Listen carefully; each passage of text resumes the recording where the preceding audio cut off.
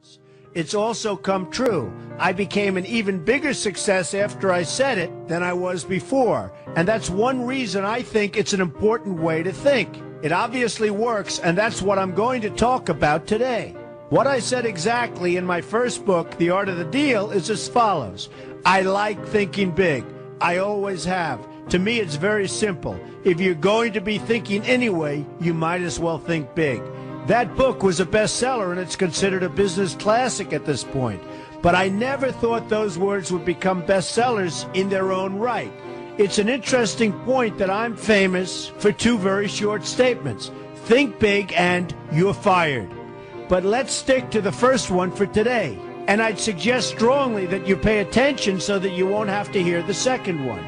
Thinking big starts with the details and grows from there. Because I'm a builder, I'm very aware of the importance of having a good foundation. You can't take chances in construction. You can't be haphazard and say, well, maybe this will work, maybe it won't, so let's try it and find out. Because a lot of people will be at risk. I have to know if something will work or not. Every inch has to be accounted for. In other words, thinking big starts with being thorough. So number one, be thorough. Don't count on happenstance to get you anywhere, because it won't. Number two, get a momentum going and keep your momentum going. You have to have big ideas, but you've got to have the energy to get them done, which can sometimes take a long time. If you don't have momentum, you will not have what it takes to get the job done. Patience alone isn't enough. I have a lawyer friend who used to refer to me as the reverse tornado who builds everything in his path. I always like that because it implies a lot of energy and a lot of momentum. And that's exactly what it takes to get anything done. So keep your momentum going.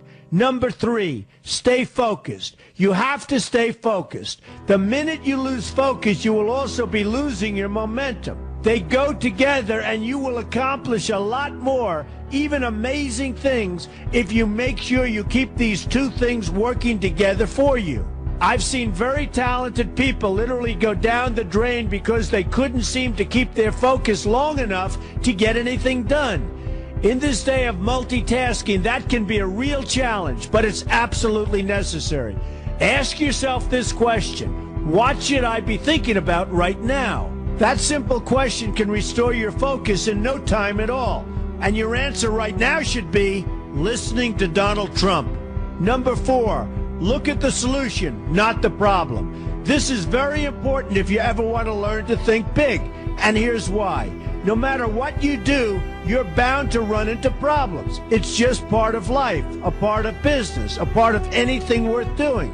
If you let the problems get in your way, they'll become bigger than your idea was to begin with, and you will be a wipeout. No matter how bad things look, keep your focus on the solution, and you will be surprised how things can work out, and work out properly.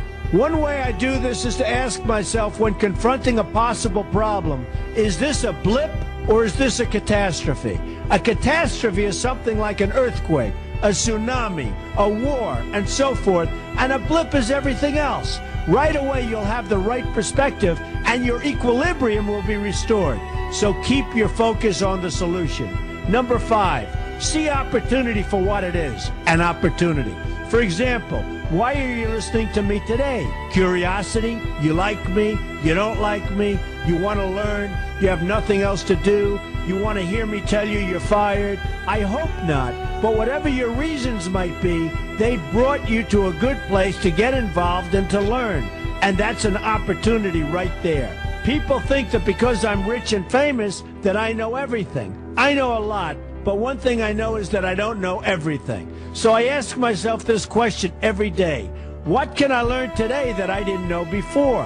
And you know what? I learn something new every single day. That's a big reason for my success, and the same thing can apply to you. Take the time to see today as an opportunity, and you'll be surprised by what can come your way. Be open to new ideas, and you will be creating your own opportunities before too long.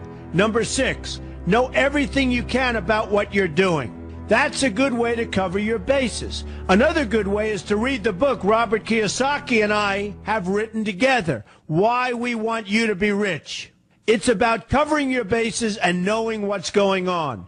I remember when some guys came in to meet with me about a great idea they had for an atrium for a building on Wall Street. It was a beautiful idea except for one thing. None of them had thought about how the building would be supported around this fabulous atrium. They didn't take into account the steel columns that were necessary to support a 72-story building.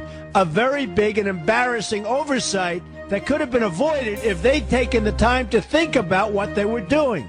Don't let that happen to you. Know what you're doing first. Number 7, be lucky. Remember the old saying, the harder I work, the luckier I get. Well, it happens to be true. It works for me, and I've encountered some pretty big successes. But this goes along with something that's absolutely necessary for great success. Be passionate. You have to love what you're doing if you want to be successful at it. My father told me that it's absolutely true. I might work 7 days a week, but it doesn't seem like work to me because I love what I'm doing. If you don't like what you're doing, find something else to do, or do it part-time until you can find something full-time. You will never be successful, happy, or healthy unless you're doing what you love to do. That's just the way it is. So give it some thought. In fact, give it a lot of thought. For example, if you're feeling frustrated, there are 2 ways to look at the situation. Frustration can mean that maybe you're expecting too much, or it can be an indication that you know you should be, or could be, doing more.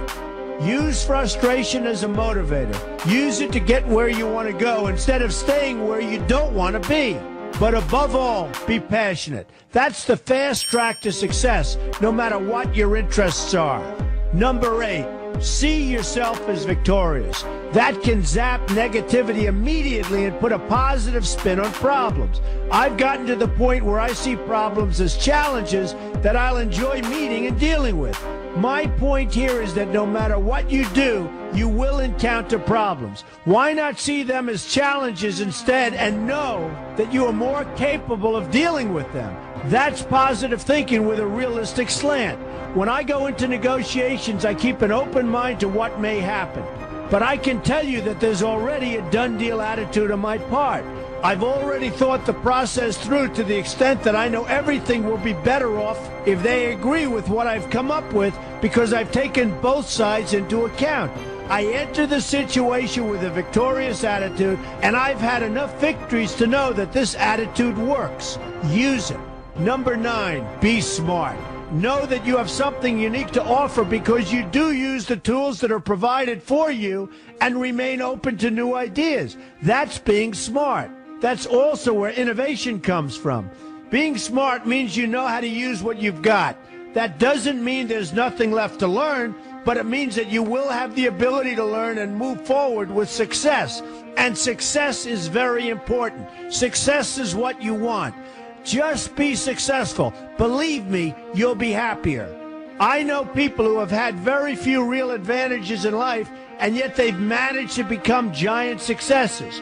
They figured out how to use what they had, not to dwell on what they didn't have. I'm convinced that everyone has something useful to offer, and if you apply yourself diligently, you'll find that you have what it takes to succeed, and you're going to be a lot happier for it. Number 10, above all, never give up. Never, never, never give up. The only time you will be a failure is if you quit trying. Only losers quit. The biggest losers in the world are quitters. Winners keep on going. So whatever you do, never give up. My father always used to harp, never give up, son, never give up. Don't ever quit. I never want to see you give up or quit. Well, my father was a smart guy, and I listened to him. And remember, think big.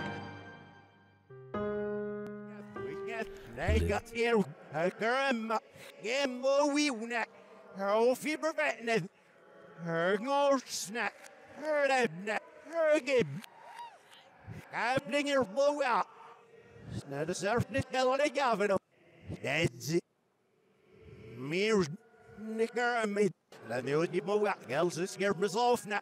Was are used in the vest, as here, rock the sea, both nits up there, I hear as the cascal. Namang is a yip more wheel. Marshall, Sistiano, her fast keep the without one. En wil op met de absoluut sluit met de wandelo. Get sluit nu out. Zul wij. Zult zijn aan mij agenda.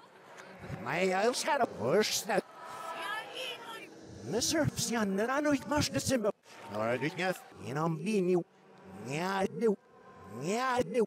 Van al zelf met deels nieuw. There gezoen in mij. Agree, maar het lips in de renems, you know, it's the lash. It really reminds. Sian, zijn am zien op in de indoor. Sorry, de bom schelp ons neer met je schouws, dit game, het is neer bij het. En ja, als je maar veel moet. Sir laden die hem niet 50 naar boven, maar dat was dus ja. En hij stel ja. Dat moet. Dat hobby bij je. Hobby noems. Waar hoe je wil of nou we hebben niet eerst hier. Dat hij je gebeurt nou dit naar de surf smash. Het zit heel goed. Hier moet ja. Oh je dit weer al je door dat. Really. Die nieuws. Ja, zit aan nu je het was naar de surf. You know, real shit for me out. You know, real. So, a lot of your thieves so good. That's my wood. Oh, me, yeah. That's my wood. That's you. They live now. Alright, come on, boy. Yeah, I'll get me. Spirit. Meowing your bed. Scars in your bed. So, I get fat leather. No, but that was the scam. Give me with no. Why, what in the hell of a show? See? Meow, salad,